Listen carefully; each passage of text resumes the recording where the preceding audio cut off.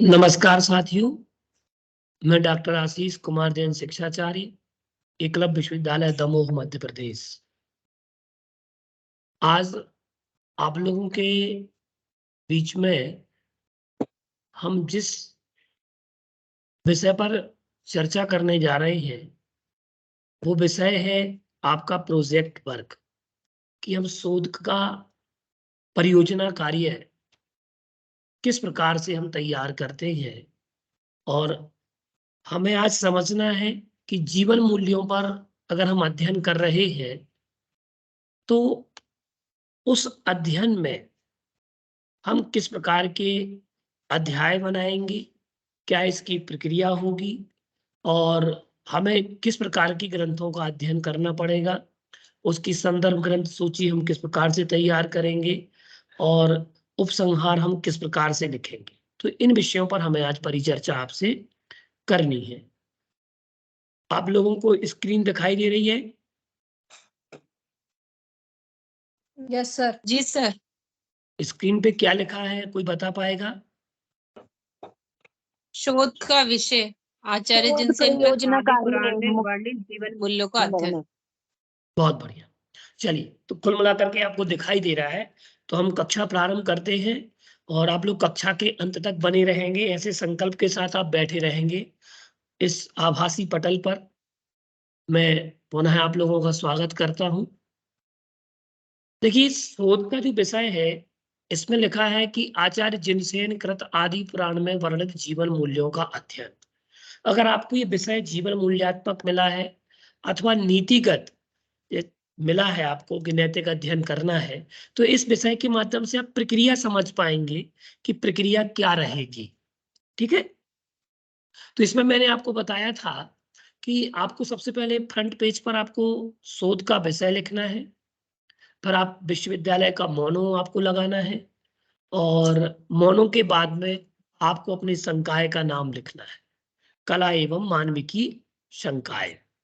फिर विभाग का नाम लिखना है, संस्कृत विभाग अथवा जैन और प्राकृत अध्ययन विभाग अथवा हिंदी विभाग अथवा मनोविज्ञान विभाग अथवा अंग्रेजी या इंग्लिश डिपार्टमेंट है। जो भी आपका विभाग हो उस विभाग का आपको नाम लिखना है। उसके बाद आपको एकलव्य विश्वविद्यालय दमोह, मध्य प्रदेश, आपकी चूंकि स्नातक उपाधि है, एमए आप कर रहे हैं, प्रथम वर्ष में है अथवा द्वितीय वर्ष में, तो स्नातकोत्तर उपाधि या कोई पीएचडी कर रहा है तो पीएचडी में हम सिनॉप्सिस किस प्रकार से बनाते हैं और पीएचडी का वर्क हम किस प्रकार से करते हैं, कुछ इसी तरह पीएचडी का प्रोफार्मा होता है और उसकी सिनॉप्सिस जो शोध प्रस्ताव होता है। यहाँ हमने शोध परियोजना लिखा है, वहां शोध प्रस्ताव लिख दिया जाता है, सिनॉप्सिस जिसे कहते हैं। आपको एक प्रपोजल देना होता है, पीएचडी में एनरोल होते ही साथ आपको अपना जिस विषय पर, जिस टॉपिक पर आपको काम करना है उस टॉपिक से संबंधित आपको प्रस्ताव देना होता है।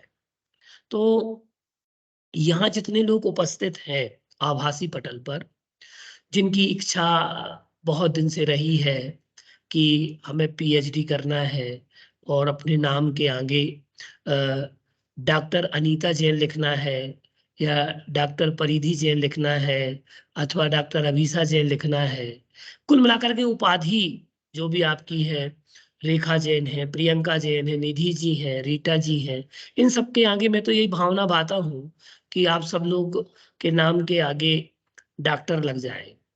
तो जो भी आप विषय सोचेंगे, जिस विषय पर आप लेखनी चलाना चाह रहे हैं, उस विषय का एक प्रपोजल हमें विश्वविद्यालय को सबमिट करना होता है, विभाग में सबमिट करना होता है, अपने निर्देशक तय करने होते हैं, निर्देशक के पास आना जाना होता है जो आपको मार्गदर्शन कर सके। तो यहाँ पर आपको अगर पीएचडी कर रहे हैं तो पीएचडी की उपाधि हेतु प्रस्तुत ही आपको लिखना होगा। ठीक है ना। अब दूसरी बात हम कहें, जो शोध परियोजना का विषय है, तो ये मुख्य पृष्ठ ही है, तो इसमें एक तरफ बाएं हाथ तरफ आ जाएगा निर्देशक का नाम, जैसे कि हमने इसमें लिखा है डॉक्टर आशीष कुमार जैन। हमारी जो पोस्ट है उस पोस्ट का नाम भी आपको देना है, या जो जिस प्रोफेसर का आप नाम लिखेंगे जिसके अंदर में आप काम करेंगे अंडर में, तो उनका आपको पूरा डेजिग्नेशन आपको लिखना पड़ेगा कि सह आचार्य, एसोसिएट प्रोफेसर, विभाग संस्कृत विभाग, एकलव्य विश्वविद्यालय दमोह मध्य प्रदेश। प्रस्तुतकर्ता विराग जैन है, संस्कृत विभाग, एकलव्य विश्वविद्यालय दमोह मध्य प्रदेश।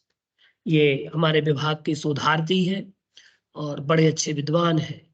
तो ये उन्होंने अपना एक प्रपोजल सबमिट किया, तो किस प्रकार से उनकी अपनी परियोजना रही है, तो मैं उस विषय को आपके सामने रख रहा हूं कि देखिए, इसमें मैंने विगत कक्षा में भी बताया था, और विगत कक्षा में जो लोग उपस्थित नहीं थे, तो वो लोग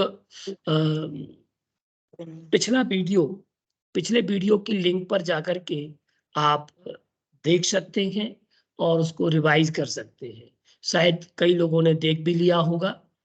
और तो उसमें सबसे पहले घोषणा पत्र, फिर प्रमाण पत्र लगाया जाता है, प्रस्तावना, उद्देश्य और महत्व। ये मैं आपको इसलिए बता रहा हूँ, रिवाइज करा रहा हूँ, जिससे कि आप को जो विषय दिया गया है वो विषय आपको कंठस्थ हो जाए। फिर अगला बिंदु आएगा पूर्व शोध कार्य का सर्वेक्षण, पूर्व साहित्य कि इस विषय पर, जीवन मूल्यात्मक विषय पर, जो आदि पुराण है, आदि पुराण के जीवन मूल्यों पर इसके पूर्व किसी ने काम किया है या नहीं किया है, तो वो हमें देना होगा। और कोई शोध पत्र लिखे गए हैं तो उनके वर्ष है अथवा जहां से प्रकाशन हुआ है, तो सबसे पहले ग्रंथकार और प्रकाशन, प्रकाशन वर्ष, संस्करण, ये सब हमें देना होता है। तो ये सब पूर्व साहित्य में आता है। फिर प्रस्तावित कार्य के क्षेत्र में उल्लेखनीय योगदान, जैसे कि जो विषय हमने देखा कि जीवन मूल्य, तो जीवन मूल्यों का सामाजिक जीवन में, सांस्कृतिक जीवन में, सांस्कृतिक परिवेश में किस प्रकार का उल्लेखनीय योगदान रहेगा, क्या नैतिक मूल्यात्मक, दार्शनिक है, ये सब हमें उसमें देना होगा। अब प्रस्तावित परियोजना की योजना एवं परिसीमाएं, इसमें अध्यायों का विभाजन आपको देना होता है शोधार्थी को, कि अध्यायों का जो विभाजन है वो विभाजन आपको इसमें देना होगा कि आप कितनी अध्यायों में इस शोध परियोजना को विभक्त करेंगे, कितने अध्याय आपके इसमें होंगे, ये सारी चीजें आपको इसमें आपको देना होगी। ठीक है ना। अब इसके बाद हम देखते हैं प्रस्तावित परियोजना में प्रयुक्त शोध परिविधि। क्योंकि ये वाली कक्षा हम पहले ले चुके हैं, तो मैं ज्यादा इस पर प्रकाश नहीं डालूंगा, और जिन्हें यह समझ में नहीं आया है या जिन्होंने कक्षा नहीं देखी है, तो वो वीडियो की लिंक पर जाकर के इस वीडियो को देख करके इस बिंदु को आप देख सकते हैं। मैं सामान्य सा संक्षेप में आपको बता दूं कि जो प्रस्तावित परियोजना है, तो इस प्रयुक्त परियोजना में हम अगर देखें तो आप ऐतिहासिक शोध पद्धति का प्रयोग कर रहे हैं कि विवरणात्मक पद्धति का आप प्रयोग कर रहे हैं, या वर्णनात्मक पद्धति का, शोध प्रविधि का आप प्रयोग कर रहे हैं। शोध प्रविधि पीएचडी में बहुत मायने रखती है। जितने भी शोधार्थी हैं वो सारे शोधार्थी इस शोध प्रविधि को जरूर पढ़ते हैं। मेथड एंड मेथोडोलॉजी, जो रिसर्च मेथड एंड मेथोडोलॉजी होती है, उसको पढ़ना अनिवार्य होता है कि आप किस प्रकृति का शोध कर रहे हैं और आपकी शोध की प्रकृति पर आपकी शोध की प्रविधि प्रयुक्त होती है। तो जैसे कि यहाँ कई लोगों के जो टॉपिक हैं, उन टॉपिक्स में आपके टॉपिक्स किसी किसी के साहित्य पर आधारित ही अधिकांश है आप लोगों के। तो आप लोगों को अधिकांश साहित्यिक शोध प्रविधि, विवरणात्मक शोध प्रविधि, वर्णनात्मक शोध प्रविधि, ऐतिहासिक शोध प्रविधि, तो आप अपनी प्रकृति के आधार पर, अपने शोध की प्रकृति के आधार पर आप, क्योंकि देखो आप पुस्तक में से लिखेंगे तो लिटरेचर है कि नहीं है वो। जैसे कि अनीता जी का विषय है मुनि श्री प्रबुद्ध सागर जी महाराज का जो पारिभाषिक शब्दकोश है, उस शब्दकोश पर ये काम कर रही है। तो अब इनके लिए वो ग्रंथ सामने चाहिए पड़ेगा, तो आपका साहित्यिक शोध प्रविधि का प्रयोग कर रहे हैं। साहित्यिक के साथ साथ आप वर्णनात्मक शोध प्रविधि का प्रयोग करेंगे कि वर्णन किस प्रकार का है। हाँ, किन्हीं किन्हीं का इतिहास पर है, जैसे साहित्य का इतिहास, तो एक ऐतिहासिक शोध भी है और साहित्यिक भी है। तो आपको दोनों प्रविधियां आपको उसमें लिखनी है कि आपका कौन सा, किस प्रकार की प्रविधि का प्रयोग कर रहे हैं। ये बात तो आपको समझ में आ रही है कि नहीं आ रही है? आ रही है सर। जी सर। ये तो समझ में आ रहा है ना कि आपकी विषय की प्रकृति को तो आप इतना समझते होंगे, जैसे कि मानव शरीर की प्रकृतियां 3 हैं, वात, पित्त और कफ। 3 प्रकृतियां हैं मानव शरीर की। अब उसके बाद और भी प्रकृतियां हो सकती हैं। हम स्वभाव की अपेक्षा से मानव प्रकृति का कथन करेंगे तो बहुत सारी प्रकृतियां आ जाएंगी। कोई क्रोधी है तो कोई मानी है, कोई मायाचारी है तो कोई लोभी है, कोई मोही है। तो ऐसी कई प्रकृतियां उसकी बन जाएंगी स्वभाव की अपेक्षा से। जैसे मानव की प्रकृतियां स्वभाव की अपेक्षा से बहुत है, ठीक है। और ठीक उसी प्रकार से लिटरेचर की भी एक प्रकृति होती है, साहित्य की एक प्रकृति होती है, शोध की भी एक प्रकृति होती है। तो आप किस प्रकृति के विषय को एडॉप्ट करके किस प्रकृति के शोध विषय पर आप कार्य कर रहे हैं, ये आपको सबसे पहले उस टॉपिक को 8 से 10 बार पढ़ना है। जैसे कि ये टॉपिक हम बता रहे हैं आपको कि आचार्य जिनसेन कृत आदि पुराण में जीवन मूल्यों का अध्ययन। अब इसमें आप देखिएगा आपके 3 टारगेट हो गए। एक आचार्य जिनसेन, दूसरा हो गया आदि पुराण और तीसरा हो गया जीवन मूल्य। तो आप स्वयं देखिएगा, जब हम अध्यायीकरण करेंगे तो अध्यायीकरण में आपके 3 अध्याय तो इसी में बन गए। टॉपिक को 2 बार पढ़ने पर आचार्य जिनसेन कृत एक टॉपिक, कृत आदि पुराण दूसरा टॉपिक, तीसरा टॉपिक है जीवन मूल्य। 3 टॉपिक हो गए अभी से इसमें कि नहीं हुए? जी सर। ठीक है ना, 3 टॉपिक इसमें हो गए। आचार्य जिनसेन 1, उनके द्वारा लिखित पुराण 2, और उसमें क्या खोजना है हमें? जीवन क्या खोजना है? जीवन मूल्य। जो वैल्यूज है, जो हमारे जीवन की वैल्यू है, उस वैल्यूज को आपको खोजना है। तो ये टॉपिक अपने 3 हो जाएंगे। अब आप देखिएगा इसमें प्रस्तावित शोध परियोजना, प्रस्तावित शोध के भावी परिणाम। अब इसमें भावी परिणाम कौन कौन से होंगे? जीवन मूल्यों का अगर हम अध्ययन करते हैं या आप अध्ययन कर रहे हैं और पीएचडी के बाद आपकी पीएचडी को कोई पढ़ेगा तो उसकी फाइंडिंग क्या होगी? आखिर हम क्यों पढ़ें आपका पीएचडी, आपका बुक में क्यों पढ़ूं? तो उसके लिए सबसे पहले क्या फाइंडिंग देना पड़ेगी आपको? भाई आप मार्केट जाते हैं तो मार्केट जाते हैं आप लोग, या कोई भी व्यक्ति मार्केट जाता है तो किसी भी दुकान पर जाता है व्यक्ति, ठीक है ना। अब वहां कोई वस्तु खरीदना चाह रहा है, 3 दुकानदार उसी प्रकार की वस्तु बेच रहे हैं, लेकिन आप उसी वस्तु को खरीदने के पहले आप सोचते हैं कि ये वाली पहली दुकान वाली वस्तु ठीक है कि दूसरी दुकान वाली वस्तु है कि तीसरी दुकान वाली वस्तु ठीक है। आपके लिए कुछ अंतर दिखता है, कुछ उसमें विशेष दिखता है, तभी तो आप वो वस्तु खरीदेंगे। बात यही है कि नहीं है? ठीक इसी प्रकार से शोध कार्य में जो हम शोध का विषय लेते हैं, उस विषय को देख करके, टाइटल को देख करके सबसे पहले हम पुस्तक को उठाते हैं। जैसे यहाँ कई लोग 12 वर्षीय पाठ्यक्रम में एनरोल्ड है, पढ़ाई कर रहे हैं, आप तो परीक्षा पढ़ रहे हैं, आप तो मीमांसा पढ़ रहे हैं, प्रमेय कवल मार्तंड पढ़ रहे हैं, द्रव्य संग्रह पढ़ रहे हैं, अथवा जो भी ग्रंथ आपके में इसमें है 12 वर्षीय पाठ्यक्रम में, तो आप सबसे पहले उस प्रमेय कमल मार्तंड से संबंधित कोई पुस्तक आपको दिखती है, आपके सिलेबस से संबंधित पुस्तक कोई दिखती है आपको, तो आप क्या करते हो? सबसे पहले क्या करते हो बताइए, कोई बताएगा?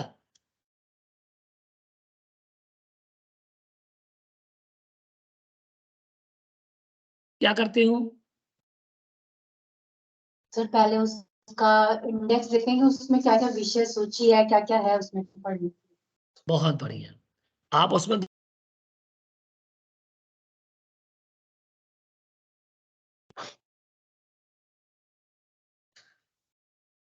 उस इंडेक्स को आप देखते हैं क्या क्या विषय वस्तु है। आप कोई सामग्री लेते हो तो उसको स्पर्श करके भी देखते हो कि इस वस्तु का स्पर्श कैसा है, इसका उपयोग करेंगे तो इसकी प्रकृति क्या है। ठीक इसी प्रकार से शोध की भी एक प्रकृति होती है, और शोध की प्रकृति में हमें क्या करना होता है कि उसकी प्रकृति को जान करके ही हम शोध कार्य करते हैं। बिना प्रकृति को जाने शोध कार्य नहीं होगा। तो उसके भावी परिणाम क्या क्या होंगे, ये बात आपको जानना है। आपको फाइंडिंग करना पड़ेगी कि आपने जो विषय लिया है, इस विषय को क्यों लिया है, इसका आपका उद्देश्य क्या है, इसका महत्व क्या है, इसका योगदान क्या है, इसकी प्रविधि क्या है, और इसके आगे भावी परिणाम क्या होंगे।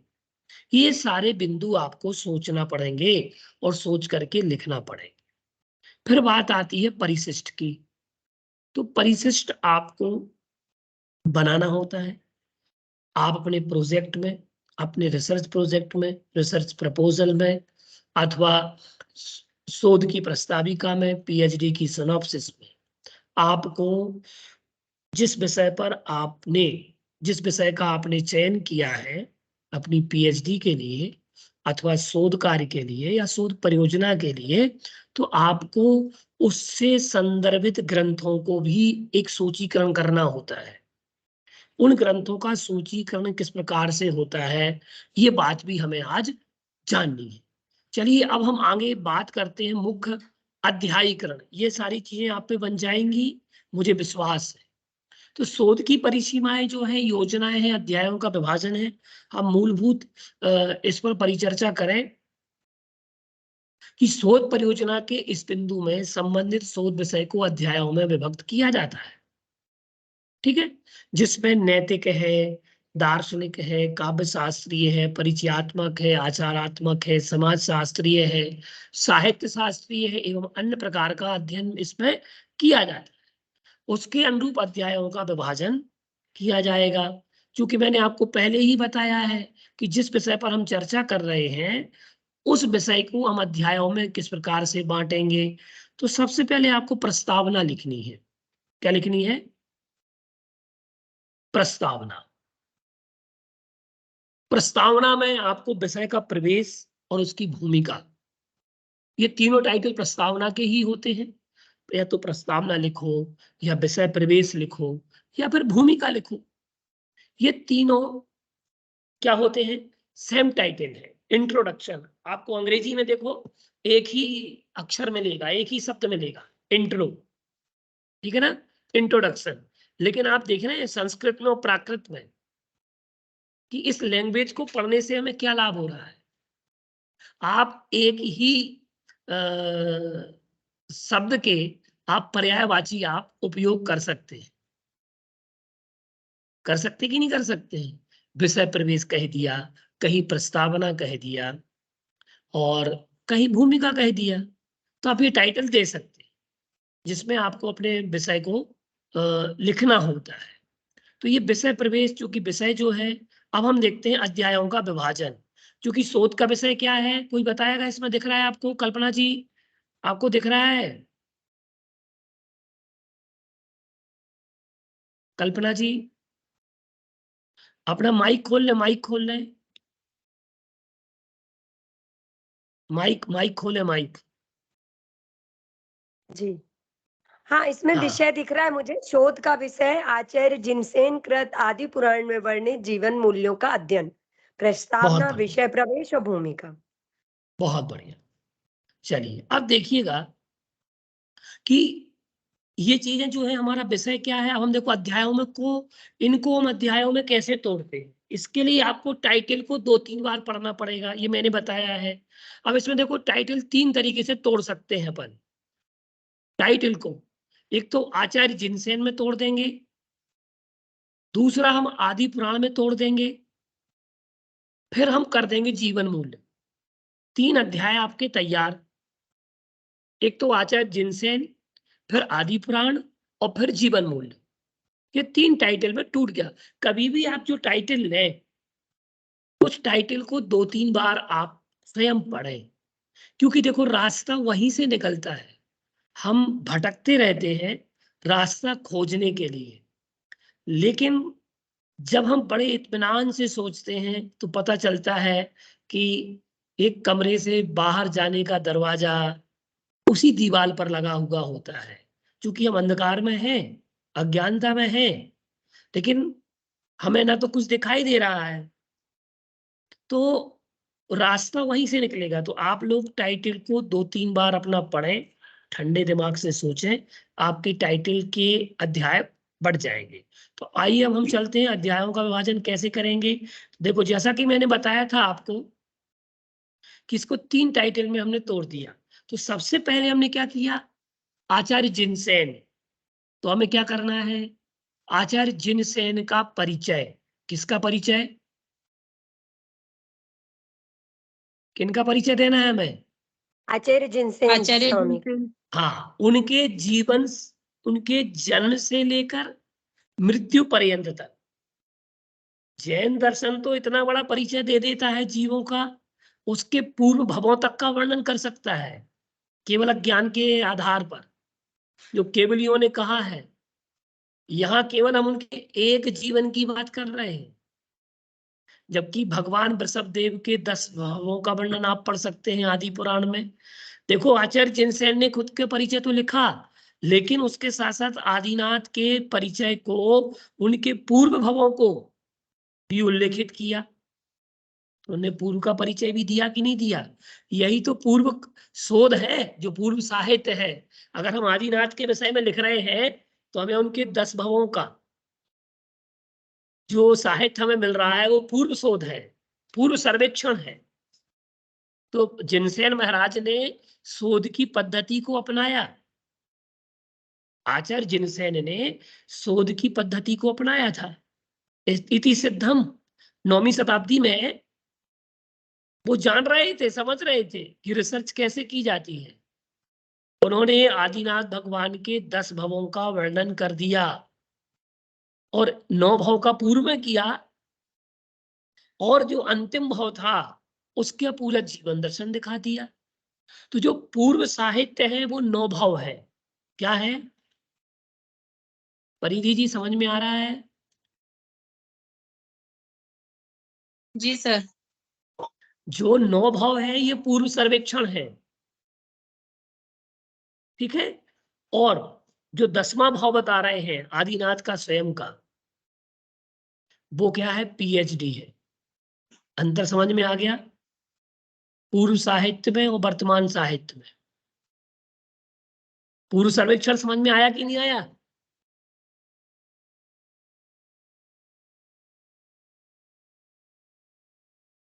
आ गया ना? चलिए। जी सर। चलिए अब देखिएगा अध्याय का पहला विभाजन हमने किया है, आचार्य जिनसेन का परिचय, ग्रंथकार का जीवन वृत्त का विस्तृत विवेचन, जन्म से लेकर मृत्यु पर्यंत विभिन्न पक्षों का वर्णन किया जाता है इसमें। अब हम बात करें दूसरे अध्याय की। दूसरा अध्याय क्या है, आचार्य जिनसेन का साहित्य या ग्रंथकार के कृतित्व का विस्तृत विवेचन। तो चयनित कृति के साथ या चयनित विषय के साथ, चयनित कृति या चयनित विषय जो है, चयनित कृति अथवा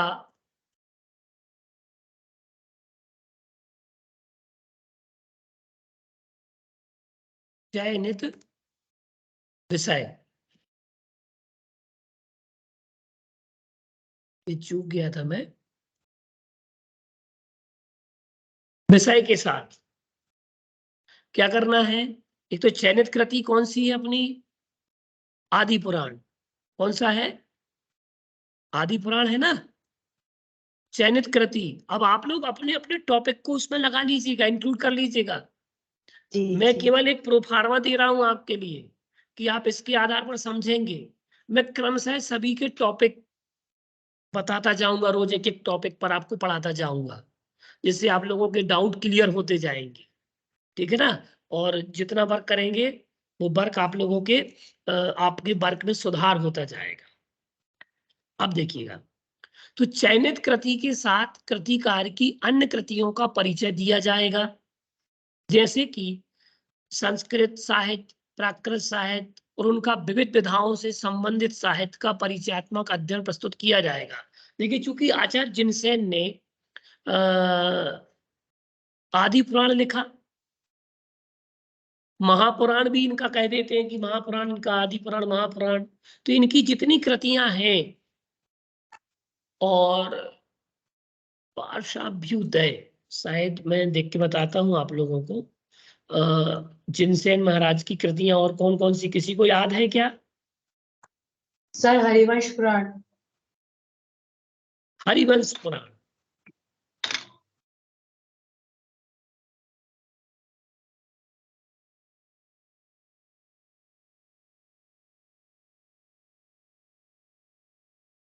ठीक है, हरिवंश पुराण है। तो इनकी जो जो कृतियां हैं, उन कृतियों को हम क्या करेंगे? लेंगे। तो उन कृतियों का भी सामान्य परिचय, अगर वो संस्कृत साहित्य में उस कृतिकार ने काम किया है तो संस्कृत कृतियां, डिवाइडेशन करना होगा, मैं वर्गीकरण, क्या करना पड़ेगा? वर्गीकरण। संस्कृत कृतियां, प्राकृत कृतियां, अगर विधाओं में काम किया है, किसी किसी ने नाटक पे काम किया, किसी ने उपन्यास पे काम किया है, तो हिंदी साहित्य भी उन्होंने लिखा होगा है, जैसे कि मुनि प्रणम्ब सागर जी हैं।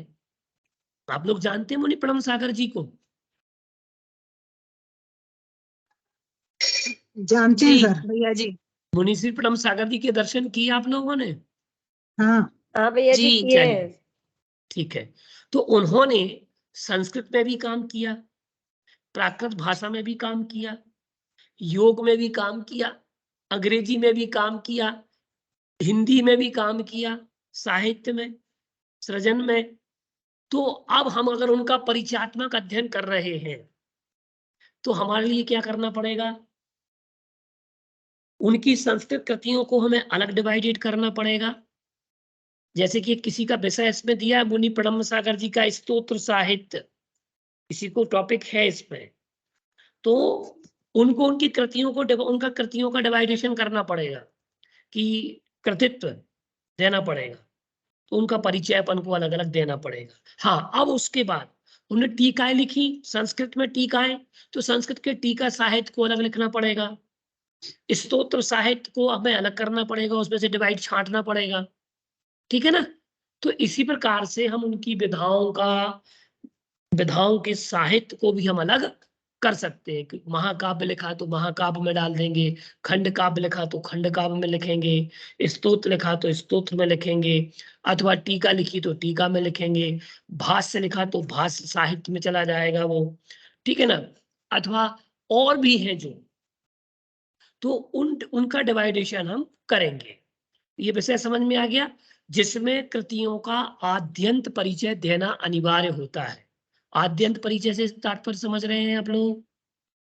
आद्यंत परिचय से तात्पर्य शुरू से लेकर के आदि अंतिम तक का कृति का परिचय पूरा देना पड़ेगा। जैसे कि आप मुनि प्रोद्ध सागर जी के विषय पर काम कर रहे हैं, तो आपको तीनों भागों का परिचय लिखना पड़ेगा कि मुनि श्री पुरुष सागर महाराज जी ने सत्यार्थ दर्शन प्रकाश के प्रथम भाग में कुल इतने पृष्ठ हैं। परिचय की परंपरा बता रहा हूं मैं कि इन्होंने ये पारिभाषिक शब्दकोश प्रकृति का ये ग्रंथ है जिसमें इन्होंने राजवार्तिक, तत्वार्थ, श्लोक वार्तिक आदि ग्रंथों का इसमें इन्होंने उसको आधार बना करके तत्वार्थ सूत्र आदि ग्रंथों को आधार बना करके इसका निर्माण किया है। प्रथम भाग में उन्होंने अकारादि क्रम से आ से लेकर के इस वर्ण तक की परिभाषाओं को दिया है जिनका संबंध कर्णानी योग, श्रवणानी योग, द्रव्यानी योग से है। ठीक है ना। तथा कुल मिलाकर के प्रथम भाग में इतने पृष्ठ संख्या है। ये आपको सामान्य परिचय आपको देना पड़ेगा अगर आप कृतियों का परिचय देते हैं। ठीक है ना। और अगर आप चाहें तो अकारादि के शब्द गिन ले शोध में कि आ शब्द के अक्षर के कितनी परिभाषाएं दी हैं। ई शब्द की ई अक्षर से संबंधित कितनी परिभाषाएं दी हैं। तो ये संख्या लिख सकते हैं आप कि आ शब्द से 108 परिभाषाएं उठाई हैं, बा शब्द से इतनी परिभाषाएं। ये काउंटिंग करना पड़ेंगे आपको ग्रंथ खोल करके। यही तो शोध कार्य है, समझ रहे ना। यही शोध कार्य है। और इस प्रकार से जैसे लिखा कि आ से लेकर के उन्होंने स्वर, जितने स्वर हैं आ ई उ ऋ ए ऐ ओ औ अम आहा तक प्रथम भाग में पहले भाग में इन्होंने स्वर से संबंधित आ से लेकर के इतने शब्द, आखिरी अक्षर कौन सा अक्षर है उतने अक्षर पर्यंत तक की परिभाषाएं इसमें दी है। तो ये एक प्रकार का ऐसा परिचय हो जाएगा। एक मैंने आपको समझने के लिए बताया ये किस तरीके से परिभाषित कर सकते हैं। अनीता जी समझ में आ गया ये? जी सर आया। आ गया ना। तो आप उसकी वर्डिंग काउंट कर सकते हैं। ठीक है। चलिए, लेकिन पूरे स्वर व्यंजन सब में लिखे हुए हैं। देखिए आप उसकी प्रकृति को समझिए ग्रंथ की। मैंने एक तरीका बताया है आपको। जी जी आपको लगे कि आप कर पा रहे हैं उस चीज को तो कर लीजिएगा, लिख दीजिएगा कि आ से संबंधित, आ अक्षर से संबंधित की परिभाषाएं दी, काउंटिंग में मिलाना है अपन को। जी जी ठीक है ना। चलिए जी भैया जी एक बात पूछना। कल्पना जी बोलिए। जी भैया मैं ये कह रही थी अभी जो सब्जेक्ट अपन अभी लेंगे वही सब्जेक्ट अपन को आगे भी रखना होगा या उसी पे आगे और जो भी रिसर्च रहेगी उसी पे करना रहेगी, या अभी जो अपने 40 पृष्ठ है वो यहीं तक बस रहेंगे? देखिए ऐसा है कि अगर आपकी रुचि बनेगी, आपकी रुचि अगर, जैसे आपको हमने कल एक टॉपिक सजेस्ट किया था, क्या था टॉपिक? आलाप पद्धति कहा था देखिए आपने, आलाप पर वो मुझे पद्धति लग पर रहा है अभी वो देखिए मैं आपको बताऊं, आप अभी इसी टॉपिक पर काम कर लें। ठीक है। हम अगले वर्ष समझेंगे उस विषय। ठीक है।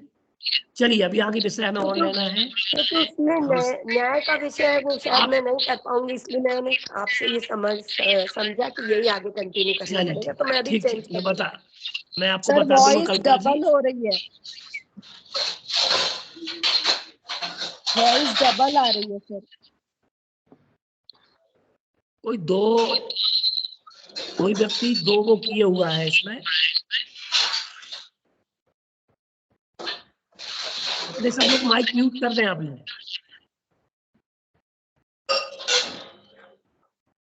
माइक म्यूट कर दें। ये किसके किचन में काम चल रहा है?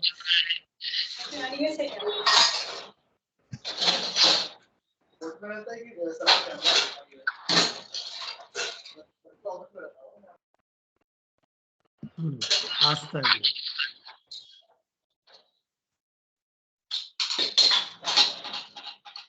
चलिए हम आगे अपने विषय को लेते हैं।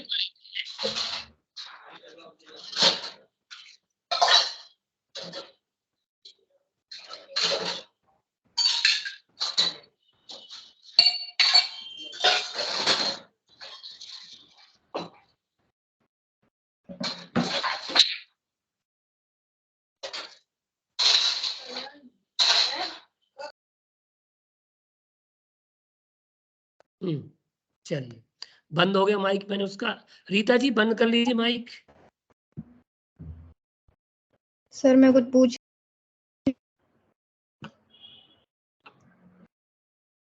चलिए, विषय थोड़ा बहुत कुछ रह गया, अभी लिंक हमारी आउट हो जाएगी, इसलिए मैं विषय को पहले पढ़ा दूं, फिर अलग से देखिए।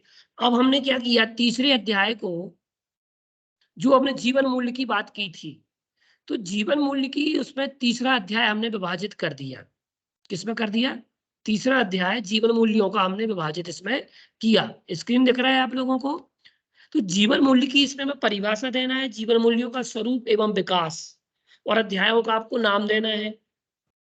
तो जीवन मूल्य की परिभाषा, अवधारणा, स्वरूप, महत्व, यथा संस्कृत साहित्य, प्राकृत साहित्य, हिंदी साहित्य में मूल संबंधित साहित्य का शोधपरक अध्ययन इसमें प्रस्तुत किया जाता है, जिसमें उन ग्रंथों के भी उद्धरण दिए जाते हैं जो उनसे संबंधित ग्रंथ हैं, उन ग्रंथों के हमें उद्धरण देना पड़ेंगे।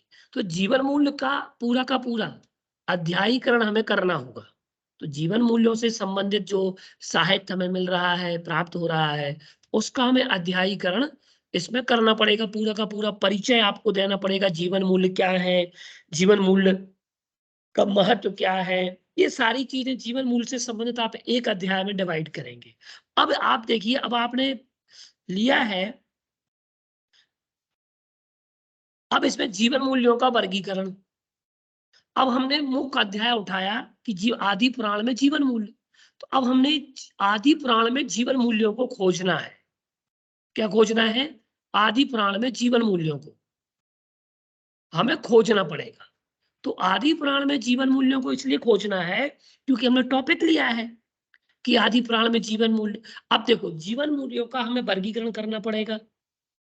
सबसे पहले हम दो वर्गीकरण करेंगे, एक आध्यात्मिक जीवन मूल्य और दूसरे लौकिक जीवन मूल्य।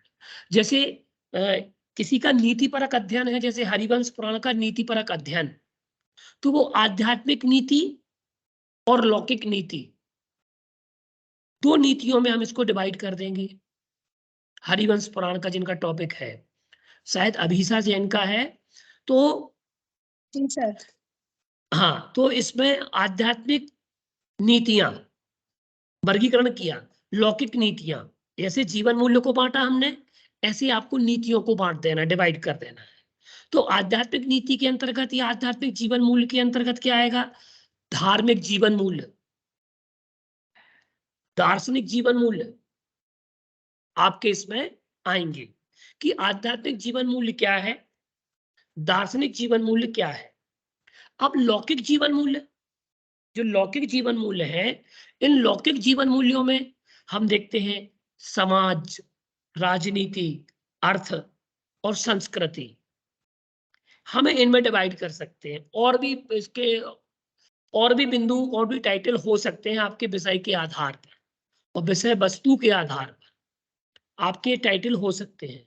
तो इसमें सभी जीवन मूल्यों का शोधपरक अध्ययन प्रस्तुत किया जाता है। और आपको मुख्य बात का ध्यान ये रखना है, आप जिस ग्रंथ से परिभाषा उठा रहे हैं उस ग्रंथ का पूरा आप जैसे एक पेज लिखते हैं ना, तो आपके लिए क्या करना है, जैसे आपने लिखा धर्म, धर्म की परिभाषा दी आपने कि जो उत्तम सुख में को प्रदान करे वो धर्म है। एक लिखा वस्तु स्वभावो धम्म, ठीक है, वो धर्म है। तो आपको जो लिखना उत्तम सुख में प्रदान करिए, कहाँ से लिया आपने, उसमें 1 नंबर डालिए, वस्तु स्वभावो धर्म 2 नंबर डालिए। तो जो पेज आपका है, उस पेज के नीचे अपन को जगह छोड़ना पड़ेगी, उसमें 1 नंबर लिखेंगे, फिर 2 नंबर लिखेंगे। तो 1 नंबर हमने उठाया रत्नकर्ता आपका 4 से, धरत्युत्तमे सुखे, धरत्युत्तमे सुखे, ये आया रत्नकर्ता आपका 4 का। वस्तु स्वभावो धम्मो, ये हमने आचार्य कुंद से उठाया, आचार्य कुंद के साहित्य से लिया कि वस्तु का स्वभाव धर्म है। तो वहां हम लिखेंगे आचार्य कुंद समयसार आचार्य कुंद या प्रवचनसार आचार्य कुंद, ठीक है ना। तो वो दूसरा नीचे आएगा लाइन में। समझ में आ गया आप लोगों को? फुटनोट बनाना है। मैंने कल की कक्षा में भी आपको बताया था। तो इन अध्यायों को डिवाइड करना है। 5वां अध्याय उपसंहार है। कौन सा अध्याय है? उपसंहार। पर आपको उपसंहार में आपको डिवाइड करना है। तो उपसंहार में क्या क्या होता है? समस्त अध्यायों में वर्णित विषय की जो विषय है, जो वर्णित विषय है, उस विषय की समीक्षा, निष्कर्ष, विशेषताओं का उल्लेख करते हुए शोधपरक अध्ययन प्रस्तुत किया जाता है, जिसमें उन ग्रंथों के उद्धरण भी दिए जाते हैं। जिन ग्रंथों से हमने ये उठाया है उन ग्रंथों के उद्धरण भी दिए जाते हैं। आप देखो संदर्भ ग्रंथ सूची कैसे तैयार करना है आपको आपके प्रोजेक्ट के लास्ट में। देखो इसमें ग्रंथकार का नाम, ग्रंथ का नाम, संपादक का नाम, टीकाकार का नाम, अनुवादक, वृत्तिकार का नाम, प्रकाशक का नाम, वर्ष, संस्करण आदि का संपूर्ण विवरण दिया जाता है, जिसका निर्माण आकारादि क्रम से किया जाता है। अब आपको समझ में आ गया ये विषय कि ग्रंथ का नाम आपको देना है, ग्रंथकार का नाम आपको देना है, संपादक अनुवादक का नाम आपको देना है, प्रकाशक का नाम आपको लिखना है, पूरे ग्रंथ का जिस ग्रंथ का आप प्रयोग कर रहे हैं उस ग्रंथ का आपको पूरा विद एविडेंस, सन, संस्करण आदि सब आपको सूचीकरण करना पड़ेगा। ये सबसे लास्ट में आएगा। और जो आप संदर्भ देंगे, रेफरेंस लेंगे, वो फुटनोट में आएंगे। उन्हीं ग्रंथों को पीछे लिखना है, उन्हीं ग्रंथों की सूची पीछे बनेगी इकट्ठी। ठीक है। तो अब सामने उसका भी तो तरीका लिखे ना कैसे? सर आपने, सामने भी तो लिखे ना अपन ने, ये सब सामने भी लिखना है पहले में शुरू में। ये सुनिए, ये शॉर्ट मैं आपको बता रहा हूं आगे। अच्छा आप अच्छा। जिस पेज पर, जैसे मैंने अभी बताया कि आपने लिया विषय कि वस्तु का स्वभाव धर्म है, ये किस ग्रंथ का है? या हमने कहा कि धर्म वह है जो उत्तम सुखों की प्राप्ति कराए, ये किस ग्रंथ से है? रत्न कर्ण श्रावकाचार से है। पहली गाथा है, धर्म की परिभाषा दे रहे हैं आचार्य भगवान मंगलाचरण के उपरांत। तो उस गाथा का आपको सबसे पहले लिखना है फुटनोट पर, उसी पेज पर जहां आपने लिया है उसी पेज के नीचे एक नंबर डालेंगे और उसके यहाँ एक नंबर लिखेंगे। फिर नीचे फुटनोट पर, फुटनोट से समझ रहे हैं? देखो जैसे कि ये पेज है, इस पेज पर हमने ऊपर लिखा कि धर्म का जो, धर्म की परिभाषा यह है जो उत्तम सुख को प्रदान करे, तो यहाँ हमें एक नंबर डाला। अब ये फुटनोट है नीचे, यहाँ लाइन खींची हमने और यहाँ एक नंबर लिखा हमने, और यहाँ लिखा हमने रत्न कर्ण श्रावकाचार, आचार्य समंत भद्र, और संपादक है डॉक्टर पन्नालाल जी साहित्याचार्य। फिर हमने लिखा कि मरिया जी से प्रकाशित है या ज्ञानपीठ से प्रकाशित है, उसका वर्ष लिखा, फिर हमने लिखी उसका श्लोक संख्या, फिर हमने बनाया उसका पृष्ठ। ये फुटनोट पे आएगा नीचे उसी पेज पर। फिर इसी को उठा करके हमें आखिरी में संदर्भ अच्छा ग्रंथ सूची बनाना है, आखिरी में। तो वो किस प्रकार से बनेगी? देखो वो जैसे अगर कोई आचार्य लिखता है, कोई डॉक्टर लिखता है, कोई पंडित है, कोई आरिका है, ये सब आदि पदों को कोष्टक में लिखना होता है। अब जैसे आ लिखा हमने आचार्य अमित गति, जो नीति शास्त्र का कर रहे हैं अध्ययन, तो उनके लिए ऐसे आचार्य अमित गति का सुभाषित रत्न संदोह, ये ग्रंथ बहुत अच्छा ग्रंथ है। तो उसमें हमने लिखा आचार्य अमित गति, उनकी कृति कौन सी है? सुभाषित रत्न संदोह। तो ये अकारादि क्रम से है। आ, ऊपर आ है अमित गति। संपादक अनुवादक कौन है? पंडित गुलाब चंद सिद्धांत शास्त्री। कहाँ से प्रकाशित है? जीवराज जैन ग्रंथमाला, सोलापुर, 2006 ईस्वी में। तो ऐसी आपकी संदर्भ सूची बनेगी। फिर हमने लिया ऊ, आ के बाद ई का नहीं मिला, फिर आया आ ई ऊ, तो ऊ को हमने उठाया, तो इसमें लिखा हमने आचार्य उमा स्वामी, लिखा ना हमने आचार्य उमा स्वामी, दिख रहा है आपको?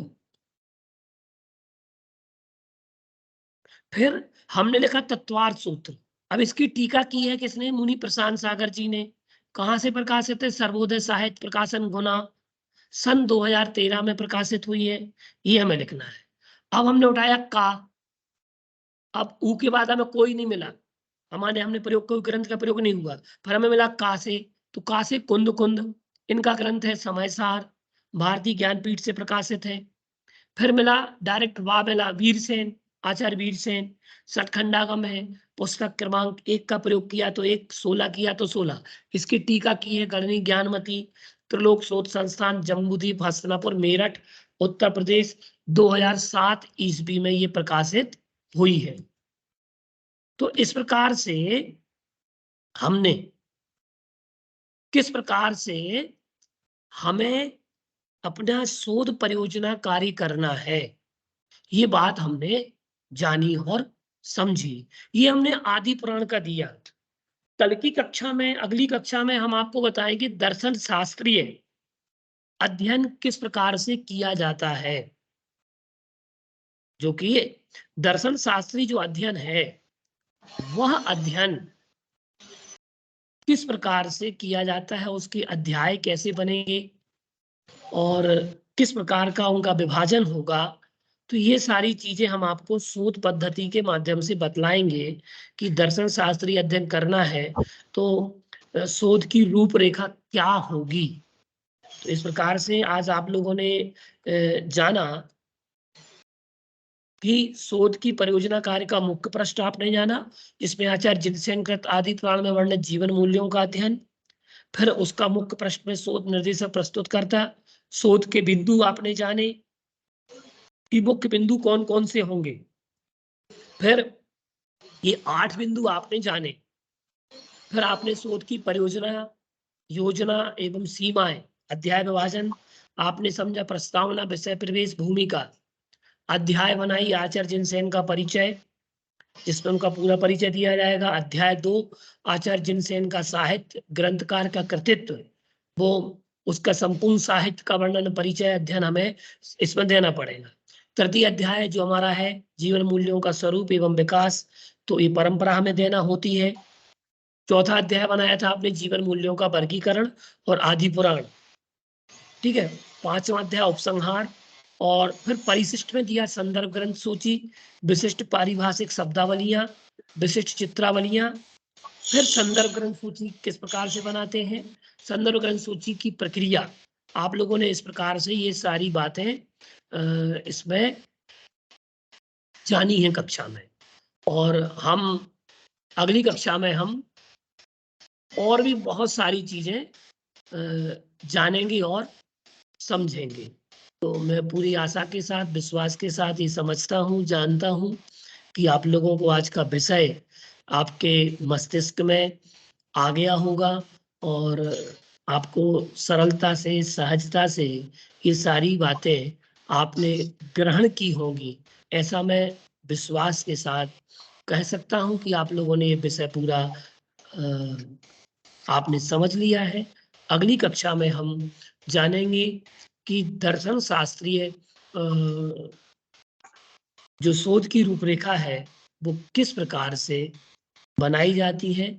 और सबके लिए मैं नमस्कार करता हूं और सब पुनः इसी समय पर आप लोग कक्षा में जुड़े। नमस्कार। सर मुझे कुछ पूछना था सर, मैंने आपको एक